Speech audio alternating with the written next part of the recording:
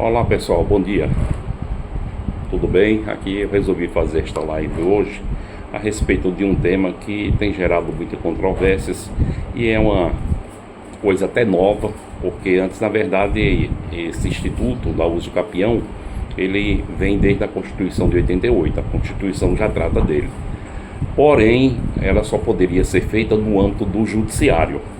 Posteriormente foi criada uma lei, entendeu? E aí abriu uma condição para poder ser feita extrajudicialmente. O que quer dizer? Para que dê mais agilidade, porque por conta de que o judiciário já é muito abarrotado com muitos processos, o legislador foi e criou a uso capião extrajudicial. Isso quer dizer que eu posso fazer essa uso capião diretamente no cartório de registro de imóvel e no tabelionato de notas. Por que tabelionato de notas? Porque são duas fases que a uso capião ela passa. Primeira fase dela tem que ser feita uma ata notarial. Essa ata notarial tem que ser feita no tabelionato de notas e títulos e documentos. Na segunda fase, que é a parte do registro, da abertura da matrícula do imóvel, aí sim vai para o registro do imóvel, da localidade do imóvel. Então são duas etapas. Porém, para poder você cumprir a primeira etapa, você tem que saber qual tipo de uso capião que você vai trabalhar. A uso capião, ela pode se dar de duas formas, os bens imóveis, como também bens imóveis. Ela tem a uso capião de bens imóveis e bens imóveis. A uso capião de bens imóveis, que é o que mais comum se usar, é com relação a uma casa, a um terreno, que a pessoa está dentro daquele terreno há um determinado período de tempo. Isso, quem vai dizer esse período de tempo vai ser exatamente o tipo de uso capião. E nós temos, a princípio, três modalidades de uso capião. A uso capião especial, que ela determina um tempo mínimo de 5 anos. E uma área de 250 metros quadrados em se tratando de área urbana. Se for um imóvel urbano, até 250 metros quadrados é uso capião especial. Se for rural, o imóvel tem que ser um módulo de até 50 hectares. Aí se encaixa dentro da uso capião especial.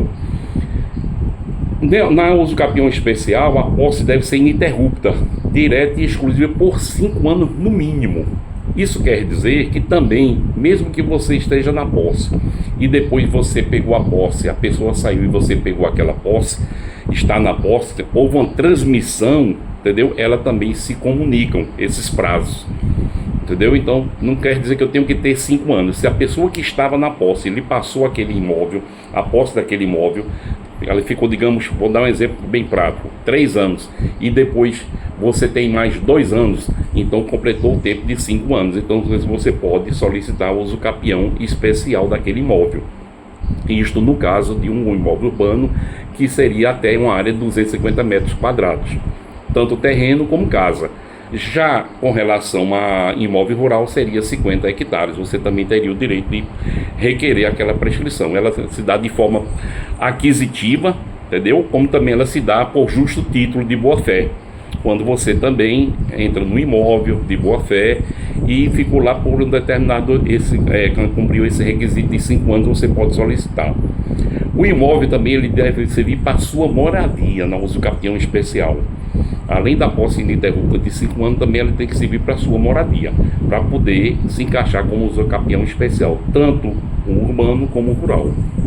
E o possuidor do imóvel, aquele que está na posse, ele não pode ter outro imóvel em nome dele, sob pena de não poder usufruir. A posse deve ser mansa, pacífica. O que quer dizer? Que não tem que ter briga.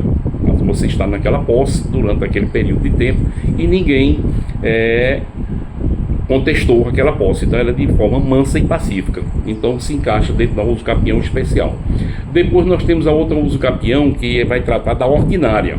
A ordinária, ela já é um prazo maior, ou seja, também é para uma área maior de um imóvel, como também uma área maior de uma área rural, digamos uma área de 200 hectares, que não seja 250 hectares. Então essa uso capião, ela passa a ser ordinária e não mais a especial. Depois dessa uso capião ordinária, nós temos também a extraordinária, que ela se dá quando você tem mas a ordinária se dá por um lapso de tempo de 10 anos, a ordinária. Na extraordinária se dá por 15 anos. Porém, lá existe uma ressalva que esse prazo da extraordinária pode ser reduzido a 10 anos, se a pessoa que está no imóvel, entendeu, fez benfeitorias nela, construiu, entendeu, reformou.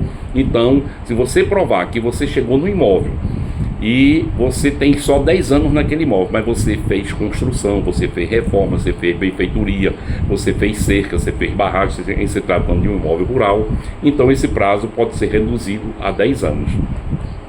É uma hipótese específica.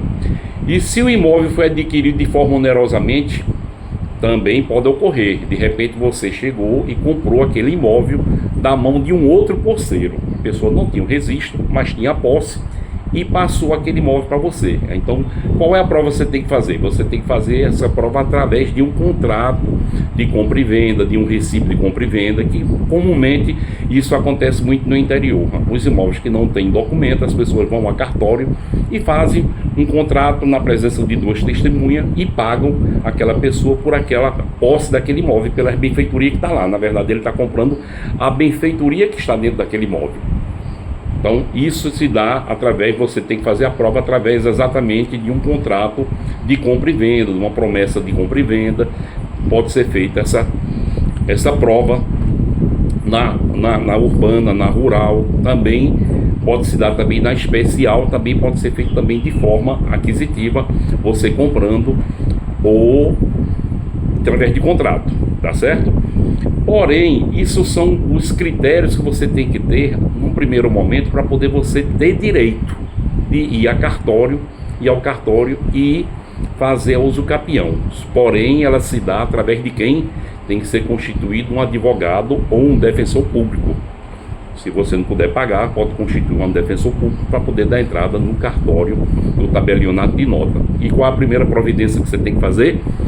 Desde que tenha esses requisitos, que preencha esses requisitos aí que eu falei, você vai ao cartório com essa documentação, a documentação sua, do seu cônjuge, o documento pessoal seu e do seu cônjuge, ou do seu companheiro, se você morar junto, se for um casal, e apresentar ao cartório que você quer fazer uma ata notarial, que esta ata notarial é que vai dar embasamento para o cartório de registro imóvel fazer o registro de imóvel posteriormente. Mas o primeiro passo, você vai ter que ir ao cartório do tabelionato da circunscrição onde está localizado aquela área, que seja imóvel urbano ou rural, e aí vai fazer a ata notarial.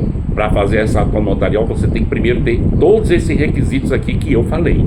Se não tiver, o cartório também não vai fazer.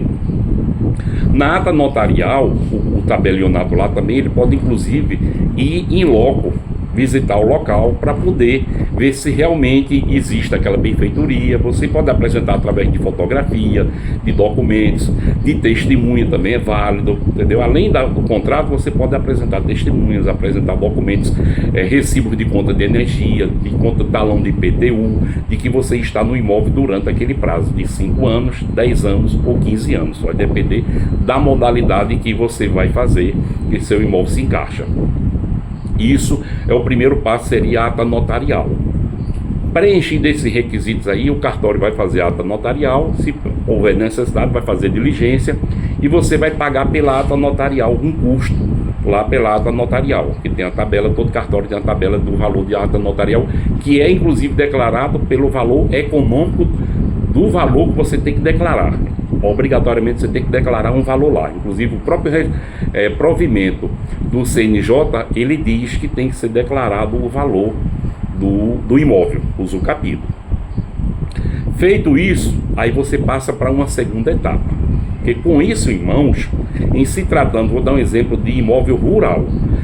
Depois de feito isso daí, no imóvel rural, a ata notarial pronta, você aí vai partir para fazer o quê? Você tem que fazer o ITR daquele imóvel, você tem que fazer o CCIR, você tem que fazer o CAR, você tem que fazer o georreferenciamento. Se você não tiver essa área aí georreferenciada, você não pode fazer essa usucapião, porque você tem que ter todos esses passos, você tem que seguir. A princípio, na ata notarial, você leva só um croquis. Beleza. Com o croquis você identifica a área, tanto urbana como rural, e o mapa com o memorial descritivo, mostrando quem são os vizinhos, vizinho lateral, vizinho lado esquerdo, direito, vizinho da frente. E isso é necessário para poder você fazer a ata notarial. Porém, posteriormente, você vai, com essa ata notarial, você vai abrir um CCR daquela área. Você tem condição de abrir um ITR daquela área junto à Receita Federal, fazer o CAR. Depois de feito essas outras situações, aí você se dirige, com essa documentação, você se dirige ao cartório do registro de imóvel. No cartório do registro de imóvel, aí já tem uma outra etapa que tem que ser seguida. Qual é a outra etapa que você tem que seguir no cartório de imóvel? O cartório do registro do imóvel, o tabelião do registro de imóvel, vai receber aquela ata notarial e aqueles documentos e vai dar processo para poder abrir uma matrícula nova, se não tiver matrícula, que também pode ser feita através de uma matrícula nova, como também pode usar a matrícula anterior se tivesse. Mas eu estou falando aqui basicamente dos imóveis que não tem matrícula. Se houver matrícula, você pode aproveitar a anterior. Outro dia até uma colega numa live aí disse que precisava ter a matrícula. Não é necessário ter matrícula na uso capião. Se houver, ótimo, mas se não houver, você pode abrir uma matrícula nova no registro de imóvel. Porém, para abrir essa matrícula nova, o tabelionato do registro de imóvel, o RGI, Registro Geral de Imóvel, ele vai precisar fazer umas diligências. Ele vai notificar o Estado, vai notificar a União, vai notificar o município, vai notificar, se houver alguma dúvida, confrontantes. Você vai levar os documentos assinados pelo confrontante. Porém, se algum confrontante não assinar, o registro do imóvel também pode fazer essa notificação ao confrontante por um período de 15 dias e aguardar a posição dele.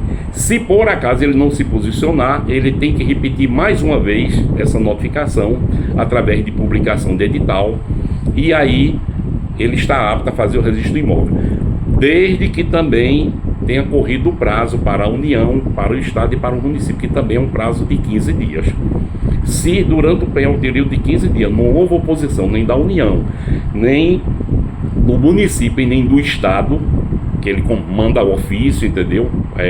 Através de AR, e aguarda a posição desses órgãos. Se nesse período de 15 dias não houver manifestação, aí o registro do imóvel está apto a fazer a segunda etapa, que seria a abertura de matrícula nova. Como eu disse, não há necessidade de matrícula daquele imóvel. Porém, se houver matrícula naquele imóvel, o que é que o registro do imóvel vai fazer? Ele vai fazer uma matrícula desmembrando daquela matrícula anterior daquele imóvel. Também pode ser feito esse desmembramento, caso exista matrícula. Se não houver matrícula, não pode ter problema nenhum, será aberta uma matrícula nova. Porém, isso aí tem vários procedimentos, como eu disse, não é um processo, é rápido em relação ao judiciário, porém ainda demanda no mínimo um processo desse uns 6 meses, porque você tem que fazer todo esse procedimento, vai depender do cartório fazer ata notarial, depois você vai fazer os procedimentos para fazer o ITBI, o ITBI não, o ITR, o CCIR, o CAR. Se for imóvel urbano é mais fácil, porque você não tem que fazer esses documentos que eu falei aqui. No rural você vai ter que fazer essa documentação toda, por isso demanda mais tempo, no mínimo 6 meses, que normalmente de 6 meses a 1 ano você consegue legalizar uma área e um imóvel rural, em se tratando de imóvel rural.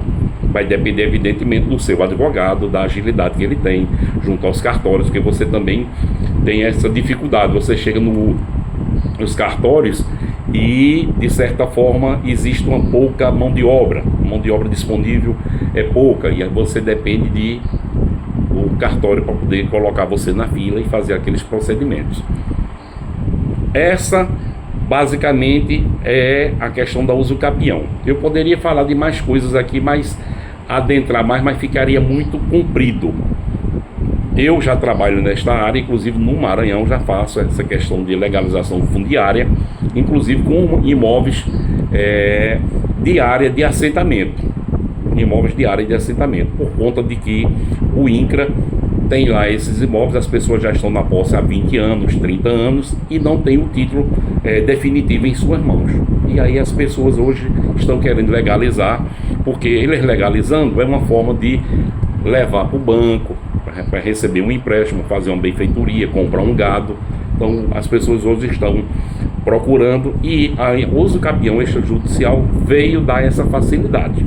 Porém, mesmo assim, ainda tem essa burocracia toda, que poderia, eu diria que poderia ser mais ágil, mas infelizmente tem alguns trâmites. Inclusive o CNJ tem um provimento 65/2021, salvo engano, que ele determina quais são os critérios para poder seguir a usucapião extrajudicial. 65/2017, entendeu? Aí lá ele tem os procedimentos, porque você vai trabalhar o usucapião através do artigo 216A no livro de registro público de documentos. É o artigo 216A. Ele vai definir lá quais são os requisitos e depois, além desse artigo 216A, você tem que seguir o provimento do CNJ para que tudo saia redondinho e amanhã depois você não tem um problema de ter o registro feito e depois ter uma nulidade por conta de um órgão. Por isso você deve seguir. Eu tenho até cliente que às vezes mas está demorando muito, mas demora, mas eu estou fazendo a coisa de maneira correta, para que não dê brecha nenhuma, para que gere uma nulidade futura no registro, na matrícula do imóvel. Por conta disso, às vezes tem situações que a gente demanda mais tempo do que o que a gente gostaria que fosse. Vou apenas falar aqui de algumas situações. No imóvel, no seu parágrafo 4º, estabelece a necessidade de requerimento assinado por advogado, onde tem descrição do imóvel, tempo e característica da posse, forma e aquisição de posse, modalidade pretendida, número de imóveis atingidos pelo usucapião e a localização. O imóvel pode estar num município ou em 2 municípios. As informações que a tabulação de nota considera necessárias são outras informações que ele pode pedir. Planta e memorial descritivo assinado por engenheiro habilitado. Você tem que ter a planta do imóvel assinado por engenheiro habilitado. Certidões negativas da localidade do imóvel, dizendo que não há nenhuma controvérsia em relação àquele imóvel, nenhuma na justiça. Descrição de georreferenciamento, que é a planta que eu disse que é necessária. E instrumento de mandato público assinado pelo requerente para o advogado, dando poderes ao advogado fazer todos esses procedimentos. Então basicamente é isso aí. Eu poderia falar mais alguma coisa e vou dar só uma pincelada com relação a uma controvérsia que ainda existe, que é com relação ao usucapião de bens públicos. A própria Constituição diz que não é possível usucapiar bens públicos. É verdade, tá certo? Está lá na Constituição Federal. Porém, hoje, parte da jurisprudência, parte da doutrina, uma minoria, já admite a usucapião de bem público, desde que esse bem público ele esteja desafetado. O que quer dizer? Um determinado imóvel que não está sendo mais usado, porque o bem público dominical serve a toda a coletividade. Porém, ele estando desafetado, se ele for, digamos, um galpão que não está sendo mais usado, ou uma área de terra que não está sendo mais usada por aquela comunidade, ele está lá e a pessoa se apossou de boa fé, de forma mansa e pacífica, ele vai e requer. Tem situações que tribunais já estão dando, inclusive teve uma decisão recente do Tribunal de Minas Gerais, que o juiz concedeu o direito de usucapiar por conta de quê? O juiz se baseou exatamente no princípio da função social que o imóvel deve ter, tanto a casa, que é para habitação, o princípio da dignidade da pessoa humana, como a área rural, que ela tem uma função social. Qual é a função social? Produzir alimentos. A área rural, a função social dela é para que o ser humano trabalhe na terra e produza alimentos. Se ela está parada lá há 10 anos e o governo está lá, é da União ou do Estado, mas ele não está nem preocupado, não fez nada naquela área, eu posso, depois da posse, por um período de 10 anos, de 5 anos, eu posso requerer a usucapião. E tem situações exatamente que os juízes já tem tribunais, já estão sinalizando favorável por conta exatamente para que a terra ou o imóvel cumpra a sua função social. Não é uma coisa, uma doutrina minoritária ainda. a jurisprudência também, mas já tem avanço nesse sentido. E eu acho que é até uma coisa justa, porque se o Estado tem o imóvel e não está utilizando ele, se eu posso usucapi de um privado, por que eu não posso usucapi do público? Então, o Estado, devido à sua inércia, ele fica lá com o imóvel 10 anos, 15 anos, sem ter utilidade nenhuma, por que não ser útil a uma família?